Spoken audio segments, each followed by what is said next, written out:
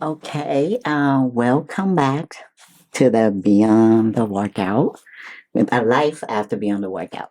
So, co-host today, actually, Earl was always doing this, but Chie, figure prodigy Telui taking over from Underdogs on Top.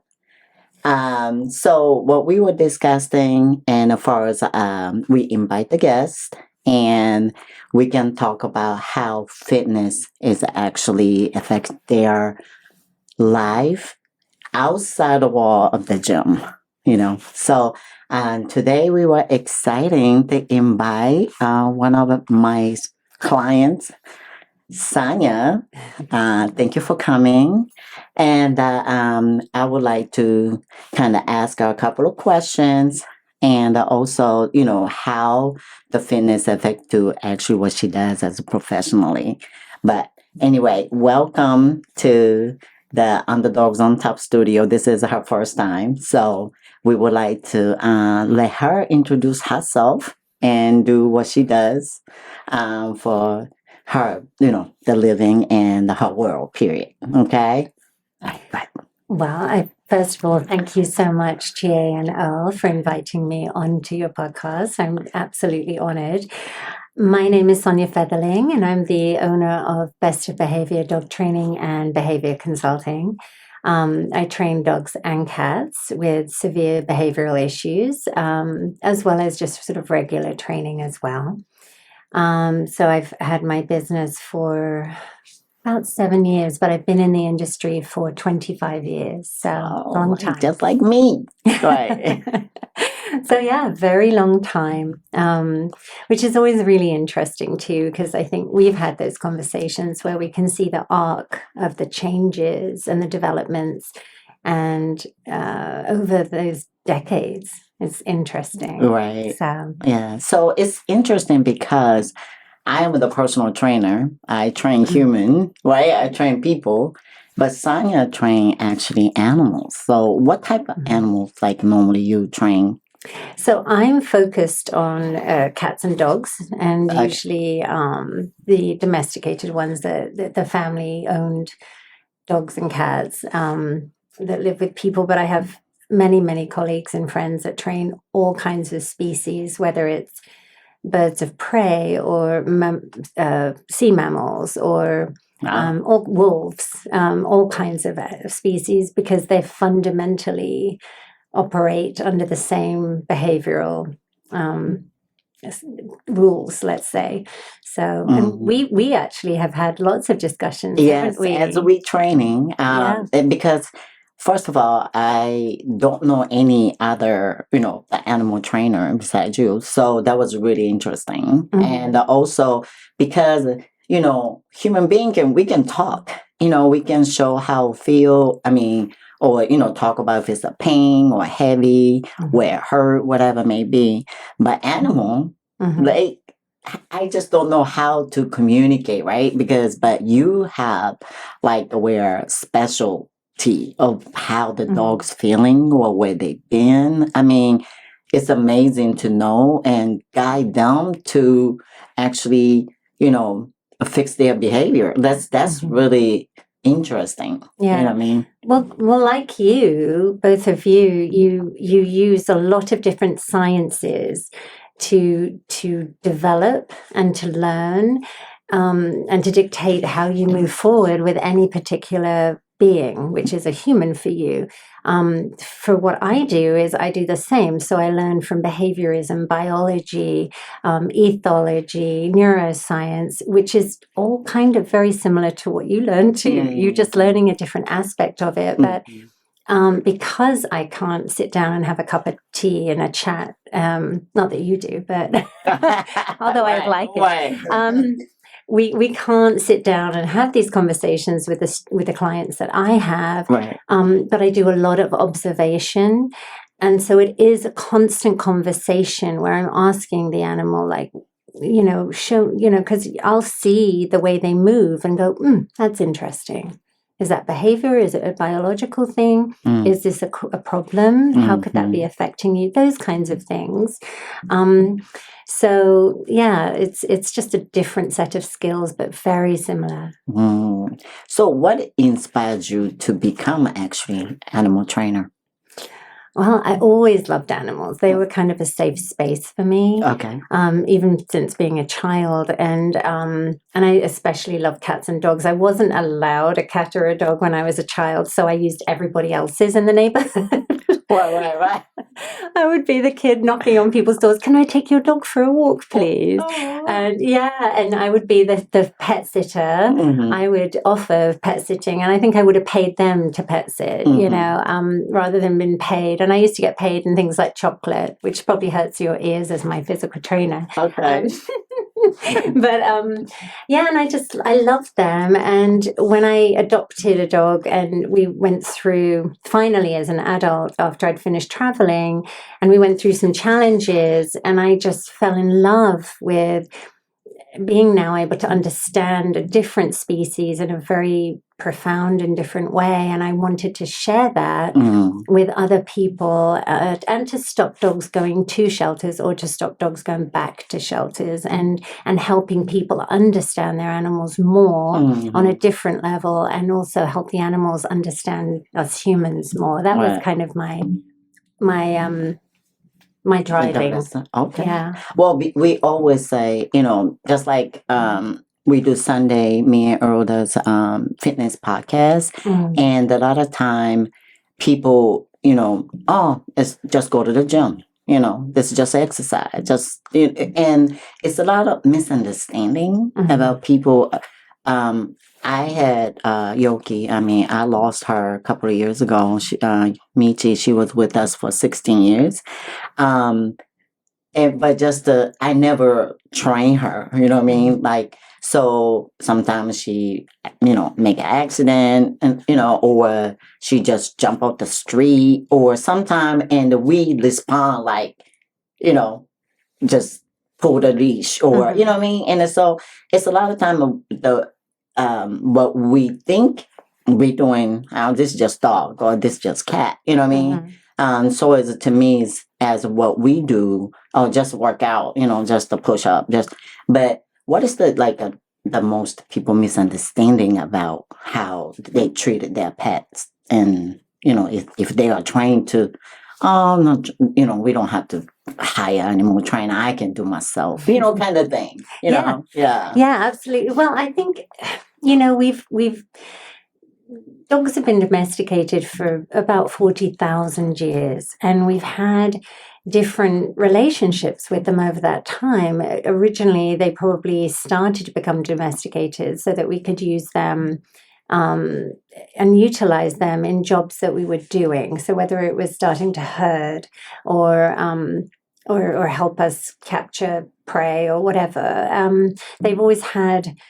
They've been a sort of a utility. We've had a purpose for them, and for the last sort of 125, just over years, it's been more of a like a companionship thing, or a kind of show off thing. It definitely, in the early 1900s, it was kind of a show of wealth.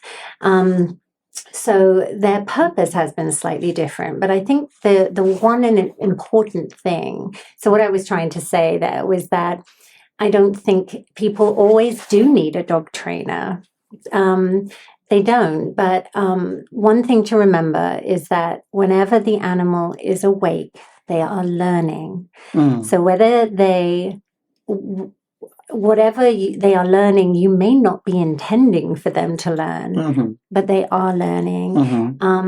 And some of the examples you gave, she was still learning, and it may have been making your life slightly more challenging, because maybe you did need someone to kind of help you tweak these little areas, which is a lot of my clients. Sometimes I can see them one time, and I kind of go in, and I hate to say it, but like fix it. But it's a very easy change. And it's often just like with you, it's guiding and teaching the human a lot of the times. And then some cases are far more complicated and challenging. And Yeah. So, but much like what you do, it does take a commitment to Patient. yeah, and behavioral change takes time and commitment and Yes. patience Yeah.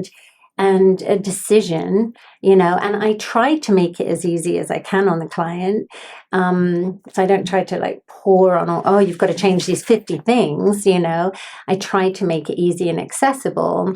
How much they commit and do That's is up to them. Right. That's the part.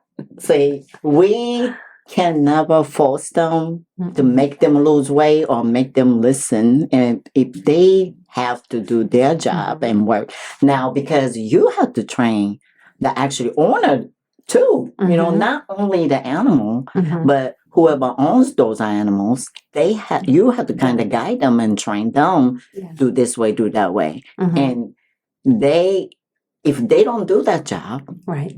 and the dog is not going to be better. Yeah, well, right? And I always joke, we kind of joke that the cat or the dog didn't get on the phone and call me up. The human did. Yeah. Right? And Right. so even though I can see that there are a bunch of things that need to be changed in a household or with a relationship or a practice or whatever it is, I have to give those very much, I'm sure, like what you do. Like if somebody comes to you and you can kind of, these are my goals, because that's often what I have to find out too, what their goals are, which could be very different than what I think their goals should be.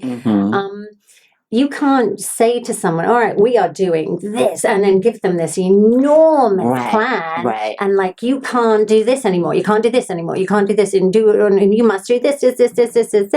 It's overwhelming. And people would run. Right. And so I have to do the same like you. Like, okay, what is the most critical and important part here?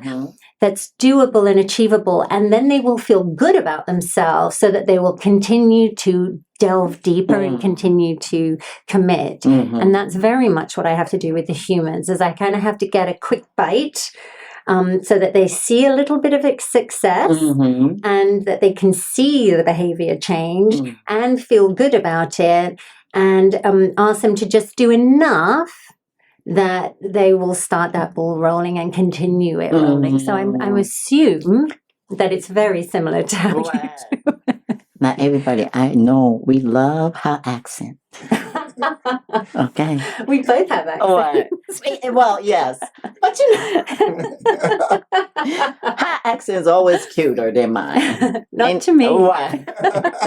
Well, anyway, we heard a lot about what she does, for as an animal trainer and training. Now, we want to kind of go into how's the fitness to you, far as like before you came to me. By the way, I trained her husband, Charlie. And then she, signed. This is going to be like 3 years in the November, right? Yeah, it's crazy. So what, far as like because was you weight training already before that, or no, not really.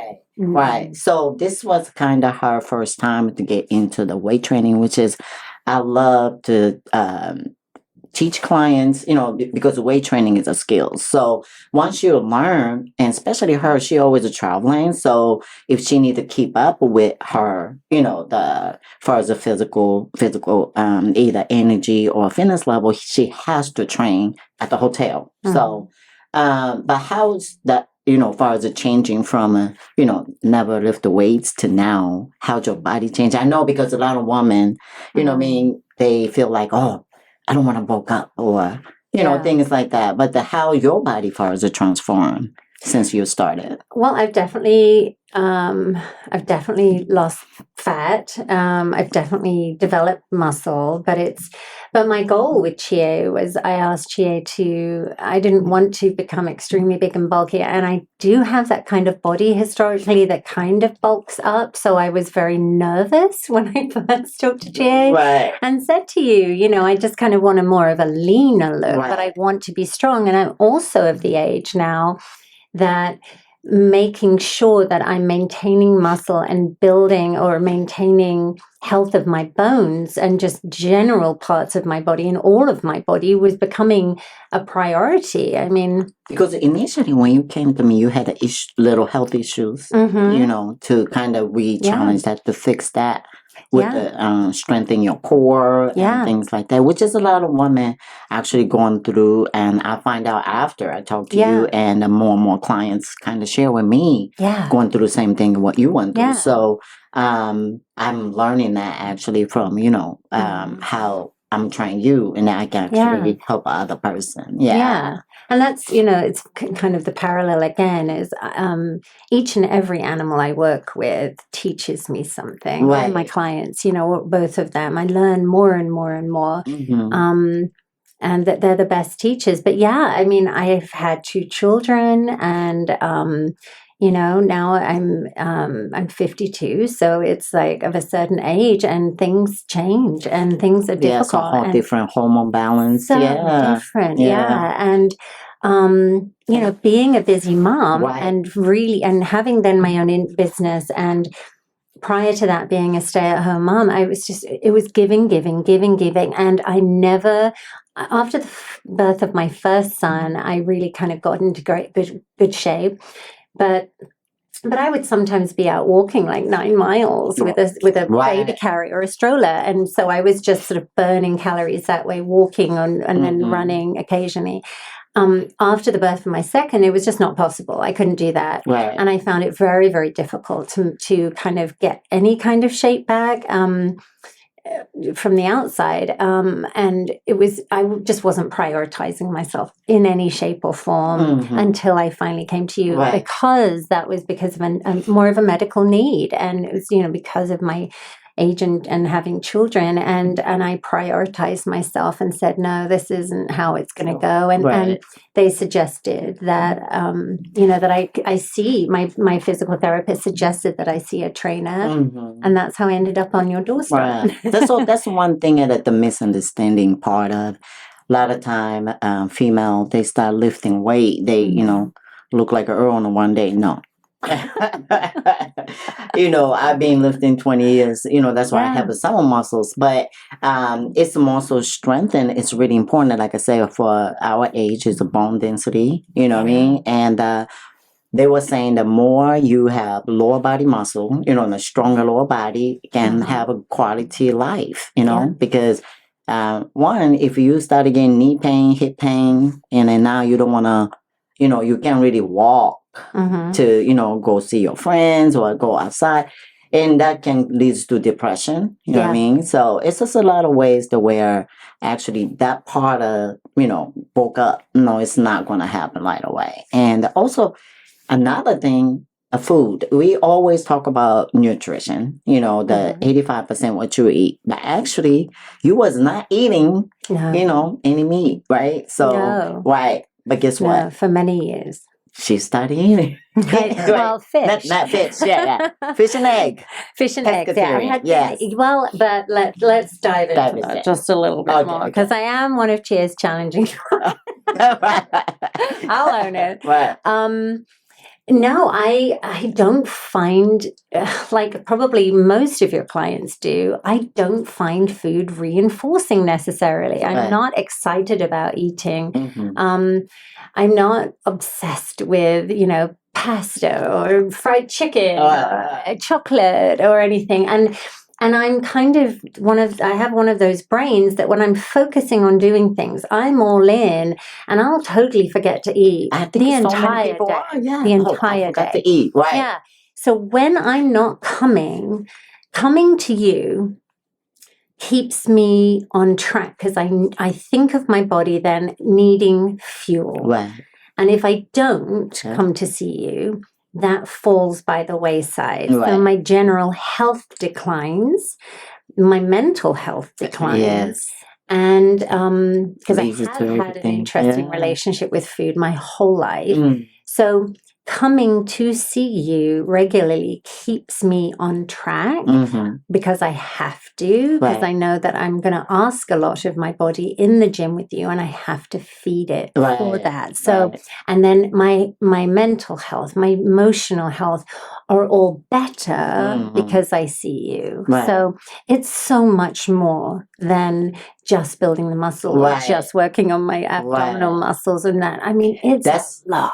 I think that's what is good things to what we discuss on this, life beyond the workout, is that because we go in the gym, most of the people are, okay, I wanted a smaller waist or a nice leg, but it's more than that, you know what I mean? And I'm glad that you're sharing, you know, with us today. And that actually, I don't force people if you're a vegetarian or a vegan, you know what I mean? Just to believe what you believe, but then let's find out high protein meal within, you know, what you believe, right? So, but now how you started eating fish or egg, do you seem to be your body change more, or how's that?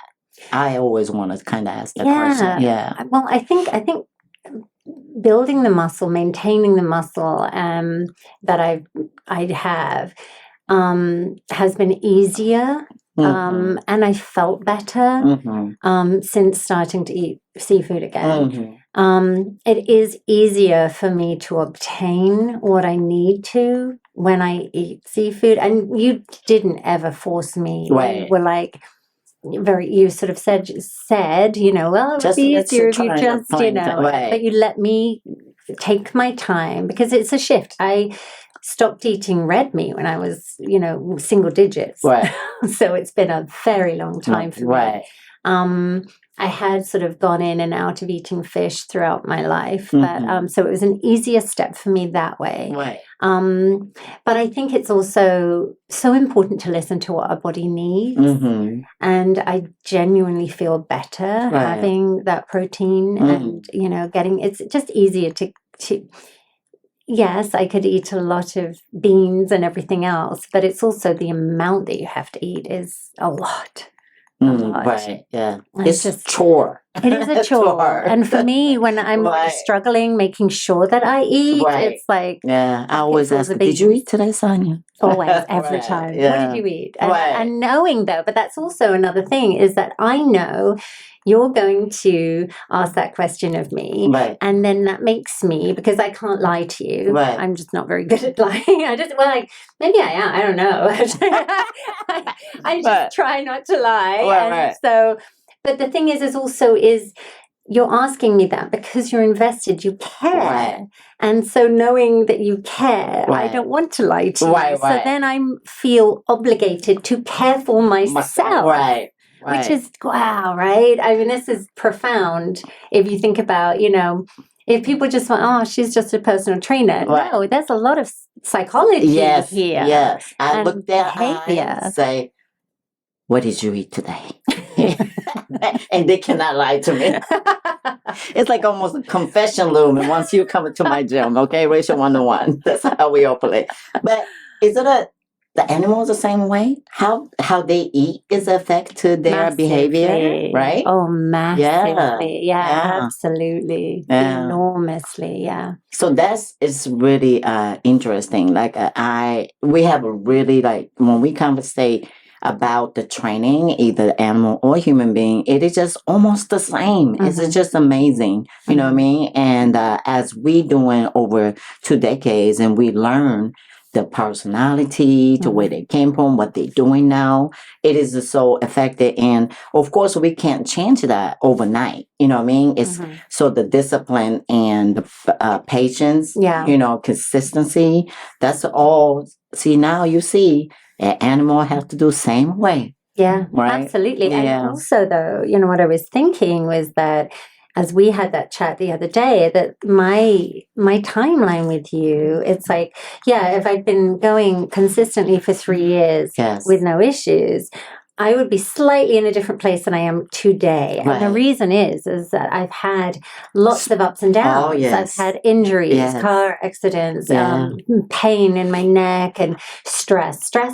That's a whole other conversation. We'll get there in a second. But like, I've gone up and down but kept committed. Right. Yeah, she always came back, and you know, it takes time. Just, you know, after the procedure or anything, Mhm. to write back on is really difficult. But you kept coming and Mhm. little by little. But now, Yeah. she's almost back. Almost where back, you were. yeah, getting there. Yeah. But I think it's also, I've learned, which is hard, and I don't know whether this is the case for men. I can't speak for men, but I can say confidently for myself and probably for many other women, is just to be kind to ourselves is really hard because societal expectations Yes. on women, Yeah.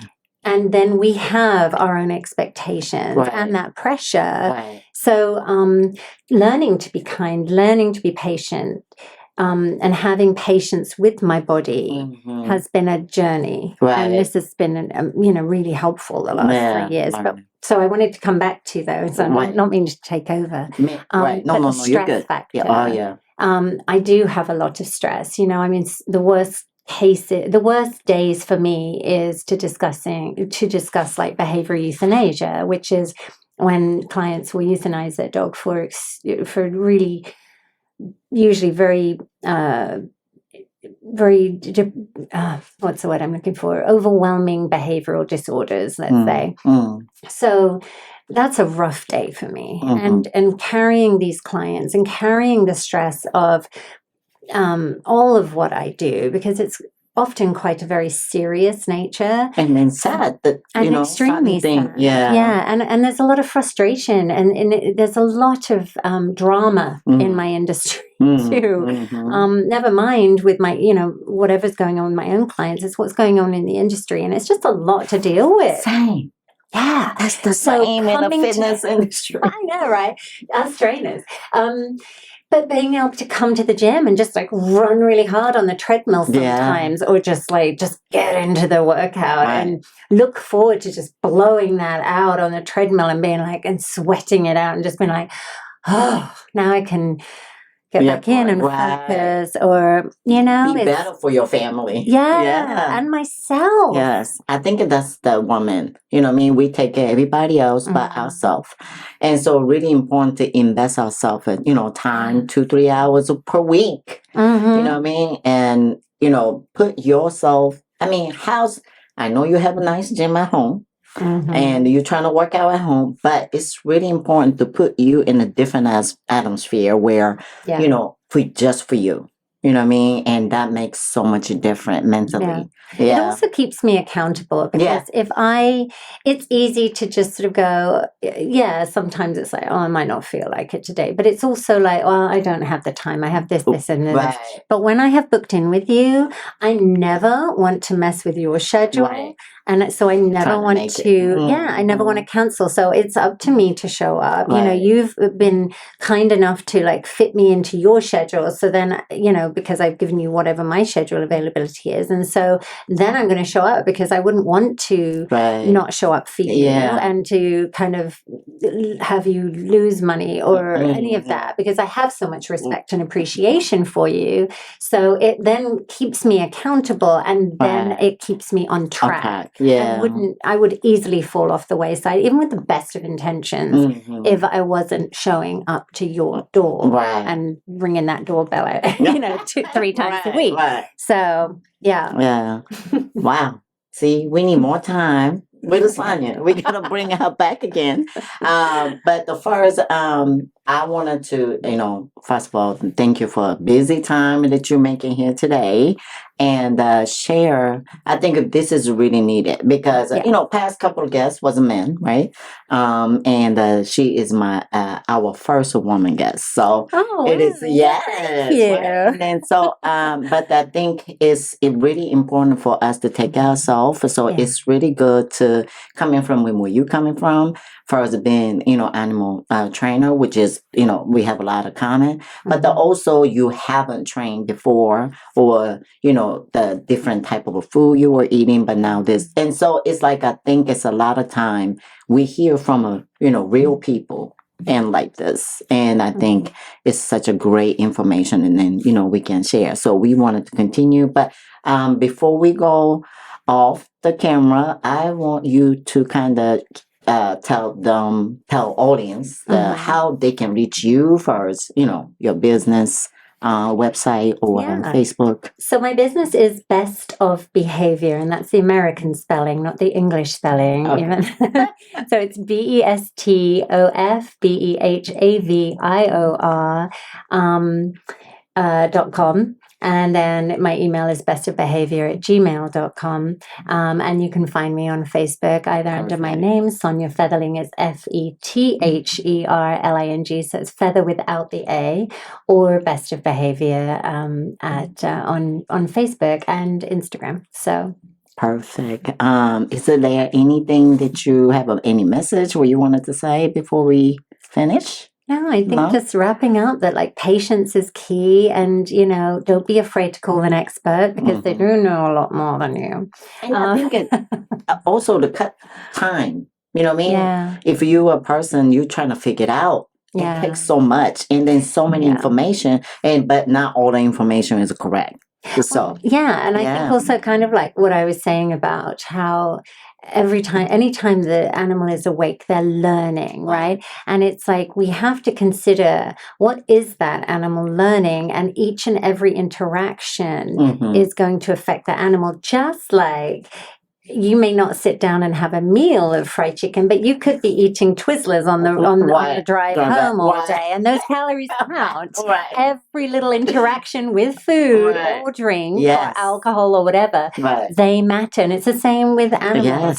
So every little thing, break it down. Think about, how is this affecting me or the animal or whatever, and am I achieving the results, or am I on my way to achieve the results that I want, or is this something that's actually potentially harming, or stopping me from getting to the goal that I'm wanting to achieve?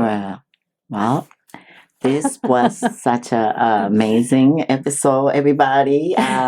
I want you guys to continue listening our podcast, and also, keep sharing, subscribe our channel, and until then, well, I will see you at the training at Ratio 1-to-1. But thank you for watching us, and thank you for listening us, and we will continue. And this is the Life Beyond the Workout, coming from Underdogs on Top. And me today, co-host Chie, Figure Prodigy Telui. And next time, I will see you at another guest. I don't know next time is who, but anyway, see you guys later. And thank you for having me on. Yes. Bye. Bye.